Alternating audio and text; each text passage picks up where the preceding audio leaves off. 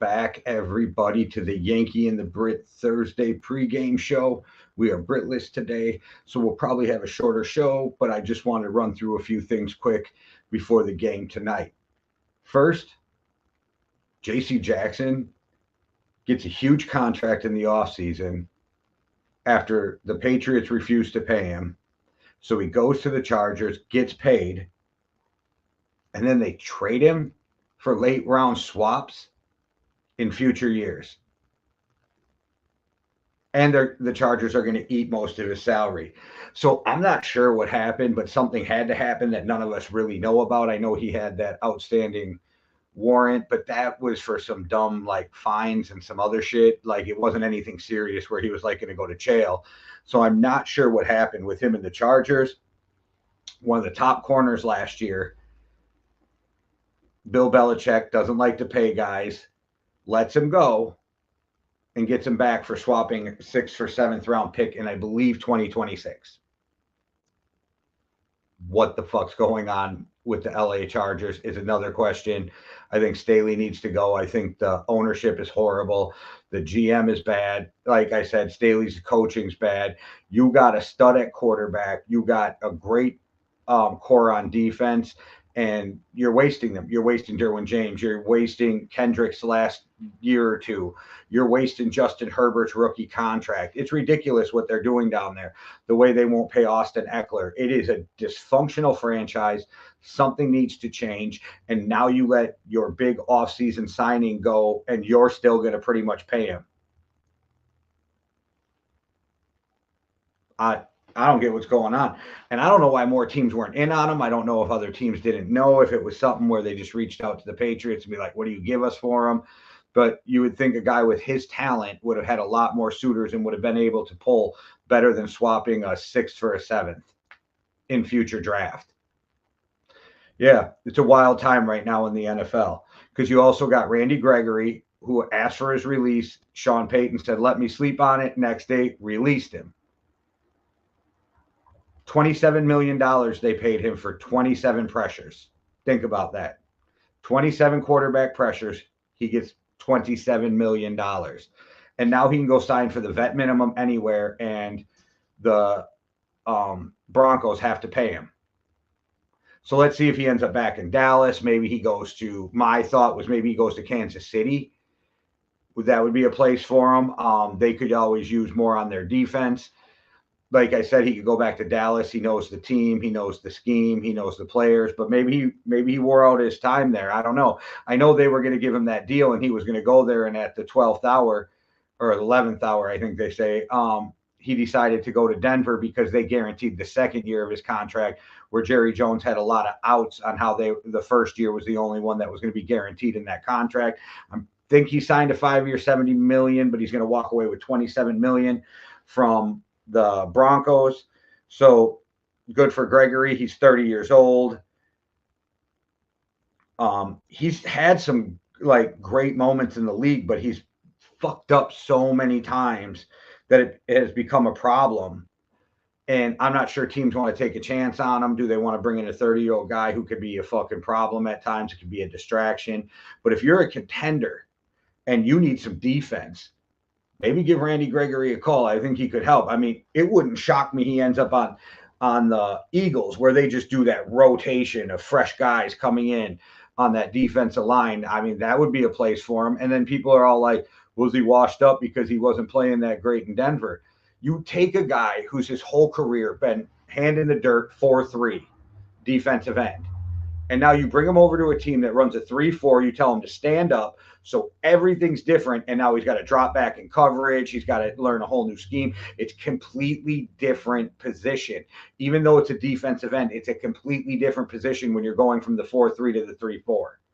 And not every player can stand up and play. It took Danielle Hunter some time last year to get used to being a stand-up defensive end in a 3-4. They're used to having their hand in the dirt and going after the quarterback. So we'll see what happens with that. But I'm not sure that Randy Gregory wouldn't be a great addition for a team that has a chance of winning it all. I mean, does San Fran have any more money? Because they just rotate guys in, and the more guys you have, the fresher they stay. And like look at that line. They're just a bunch of monsters. Do you add another monster to a monster line?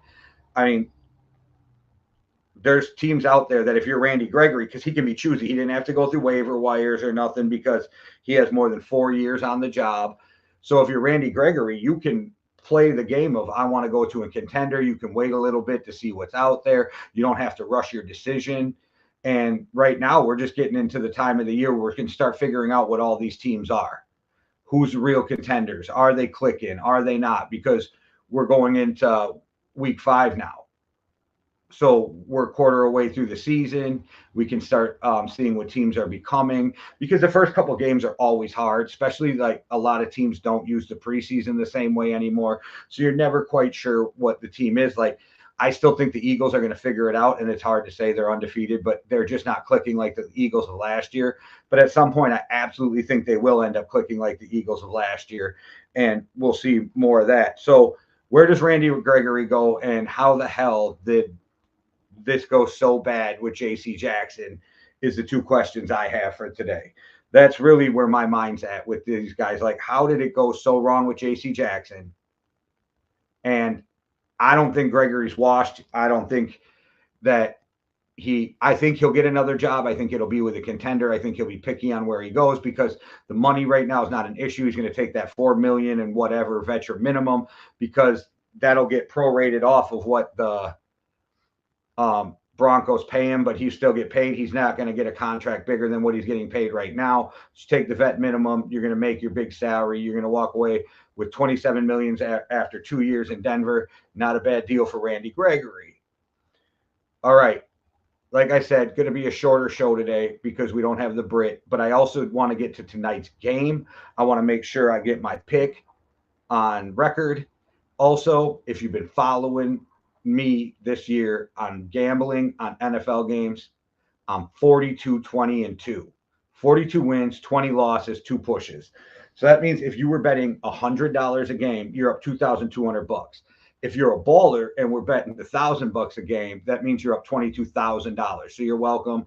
I take tips. Hit me up. No, I'm just kidding. But make sure you follow us, man. I like to see everybody win some money. Also, you guys, I want to show you what the ring looks like. I told you about it before for the Fantasy Football League.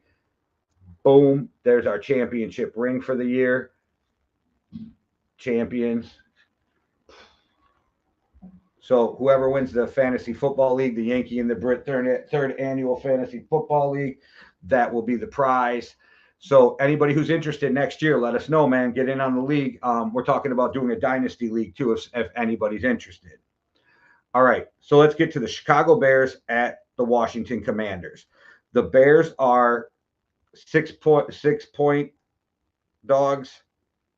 Yep, 6-point dogs in this game. The Commanders are favored at home by 6.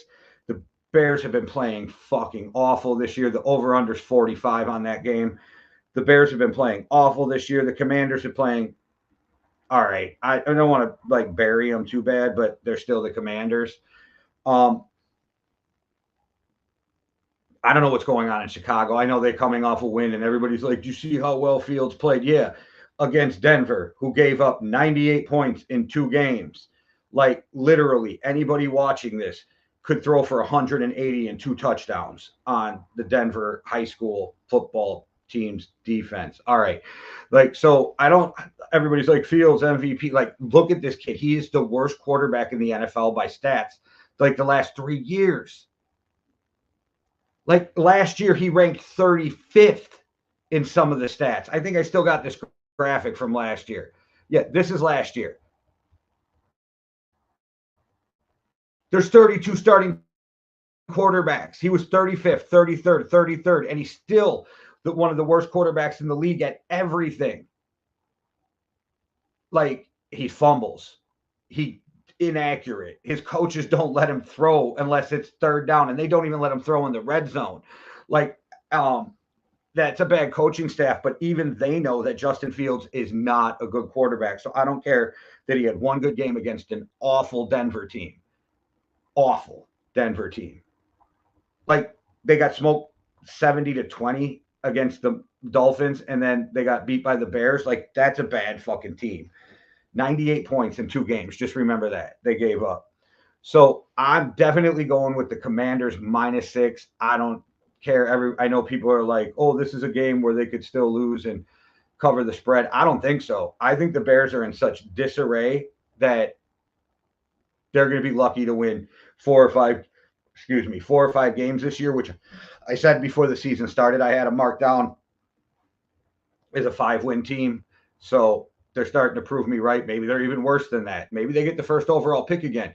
And now we got Caleb Williams, who's saying he only wants to play for 5 teams and he'll stay at USC because he can make more money with the NIL. So go get paid, my dude, and enjoy college. Just enjoy college if you want. But he said he'd play for San Francisco, the Vikings, the Cowboys, the Giants, and there was somebody else, but I can't remember. 5 teams. Otherwise, he's staying in college. The only thing that's weird to me about that is he'll know who has the first overall pick, but what if he has to declare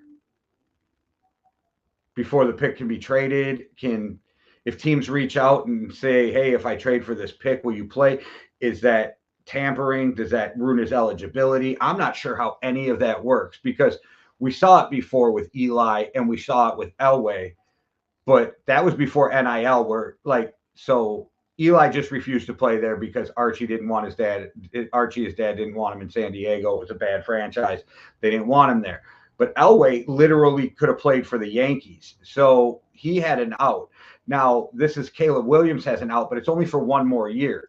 So what happens if you decide to go back and then some team you don't want to play for gets the first overall pick the next year? Are you going to say, I'm not playing for you? Elway had more leverage because he could go play baseball. I'm not sure how all that works, but as a Vikings fan, I would love to see Caleb Williams in Minnesota sit behind Kirk Cousins for a year or two. And I know people are going to think that's crazy, but I'm a firm believer of you're doing a quarterback more of a justice and service to let him sit and learn than throwing him to the wolves. And even if they're a great quarterback, like everybody thinks Andrew Luck was great. We can go back and forth on that. I think he was Matt Hasselbeck 2.0, but you let him sit behind Peyton Manning. Do you know how much he could have learned from Peyton Manning in 1 year? But that was a weird situation with Peyton's neck, and it was time to move on for the Colts and Jim Irsay. But I digress. Caleb Williams wants to play for 5 teams. We'll see if that holds true. J.C. Jackson traded for peanuts. Gregory released. And I got the Commanders -6 to win tonight. I don't bet the over-under, but the over-under of 45, give me the under. But that's a pretty standard over-under for an NFL game.